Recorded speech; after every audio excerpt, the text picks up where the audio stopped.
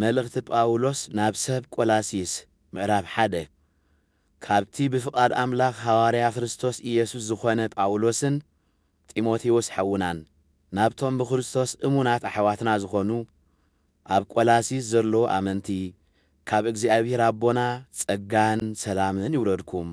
ብዛዕባታ ኣብ ክርስቶስ ኢየሱስ ዘላትኩም እምነትን ንኹሎም ኣመንቲ ዘለኩም ፍቕርን ምስ ሰማዕና ኩሉ ሳዕ ምእንታኻትኩም እናጸለየና ንኣምላኽ ኣቦ ጐይታና ኢየሱስ ክርስቶስ ነመስግነሎና። እቲ ቃል ሓቂ ዝኾነ ወንጌል ቅድም ናባኻትኩም ምስ መጽአ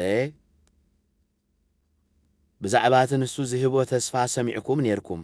ስለዚ እምነትኩምን ፍቕርኩምን ኣብቲ ኣብ ሰማይ ተዓቂሉልኩም ዘሎ ተስፋ ዝተመስረተ እዩ።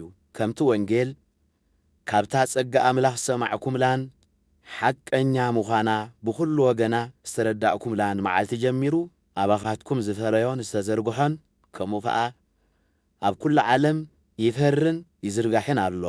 እቲ ፍቁር መታዓይትናን ኣብ ክንዳናውን እሙና ግርጋር ክርስቶስን ዝኾነ ኤጳፍራስ እውን እዚ እዩ ዝምሃረኩም። ብዛዕባቲ ብመንፈስ ቅዱስ ዘለኩም ፍቕሪ እውን ንሱ እዩ ዝነገረና። ስለዚ እውን ንሕና ካብታ ዝሰማዕናላ መዓልቲ ጀሚርና ብኩሉ መንፈሳዊ ጥበብን ርድኢትን ፍቓድ ኣምላኽ እንታይ ከም ዝኾነ እትግንዘብሉ ሙሉእ ፍልጠት ምእንቲ ክህልወኩም እናለመና ብዛዕባኹም ካብ ምጽላይ ኣቋሪጽና ኣይንፈልጥን። ብሰናይ ግብሪ ዘበለ ኩሉ ፍረ እናፈሪኹም ብፍልጠት ኣምላኽ እናዓብኹም ንእኡ ዝበቅዕ ሕይወት እናነበርኩም ንጐይታ ብኩሉ ምእንቲ ከተሓጕስዎ ንጽልሎና። ዓብዪ ትዕግስትን ጽንዓትን በቲ ክቡር ሓይሉ ረኺብኩም ብኩሉ ሓይሊ ምእንቲ ክትብርትዑ ነቲ ግደርስቲ ቅዱሳን ዝኾነ መንግሥቲ ብርሃን ዘብቅዓና ኣቦ ብሓጐስ ከተመስግኑ ንጽልሎና። ንሱ ካብ ስልጣን ጸልማት ኣውፅኣና ናብታ መንግሥቲ ፍቁር ወዱውን ኣእተወና። ኣብኡ ድሕነት ማለት ሕድገት ሓጢኣት ኣሎና። ክርስቶስ ናይቲ ዘይርአ ኣምላኽ ምስልን ልዕሊ ኩሉ ፍጥረት ዝኾነ በኽሪ ወዱን እግዚኣብሔርን እዩ። ከመይ ኣብ ሰማያትን ኣብ ምድርን ዘሎ ኩሉ ዝርአን ዘይርአን መናብርቲ ይኹኑ ጒይትነት ሊቃናት ይኹኑ ስልጣናት ኩሎም ብእኡ ዝተፈጥሩ እዮም። ኩሉ ብእኡን ንእኡን እዩ ዝተፈጥረ።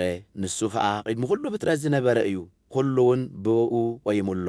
ንስኡ ናይታ ሰብነቱ ዝኾነ ቤተ ክርስቲያን ርእሲ እዩ። ብኩሉ ነገር ቀዳማይ ምእንቲ ኺኸውንሲ ንሱ መጀመርታ እዩ። ካብ ምዉታት ብምትንሳእ እውን በኹሪ እዩ። ኣምላኽ ብመለኮቱ ብምልኣት ኣብኡ ኺሓድር ፈተወ። ኣምላኽ በቲ ወዱ ኣብ መስቀሉ ዘብሰሶ ደም ገይሩ ሰላም ገበረ። ነቲ ኣብ ምድሪ ዘሎን ኣብ ሰማያት ዘሎን ዘበለ ኩሉ ከዓ ምስ ገዛእ ርእሱ ዓረቆ። ንስኻትኩም ቀደም ካብ ኣምላኽ ዝረሓቕኩም ብሓሳብኩምን ብኽፉእ ግብርኩምን ጸላእቱ ነበርኩም። ንሱ ግና ኣበርን ንቐፋን ዘይብሎም ቅዱሳን ገይሩ ኣብ ቅድሚኡ ምእንቲ ኸይቆመኩም ብሞት ስጋዊ ሰብነት ወዱ ገይሩ ዓረቐኩም። እዚ ግና ተሰሪትኩምን ደልድይኩምን ካብቲ ብወንጌል ዝረኸብኩምዎ ተስፋ ከይተነቓነቕኩም ኣብ እምነትኩምን ተጸናዕኩም እዩ። እዚ ከዓ እቲ ንስኻትኩም ዝሰማዕኩምዎ ኣነ ጳውሎስ ዘገልጋሊኡ ኣብ ትሕቲ ሰማይ ንዘሎ ፍጡር ኩሉ ዝተሰብከ ወንጌል እዩ።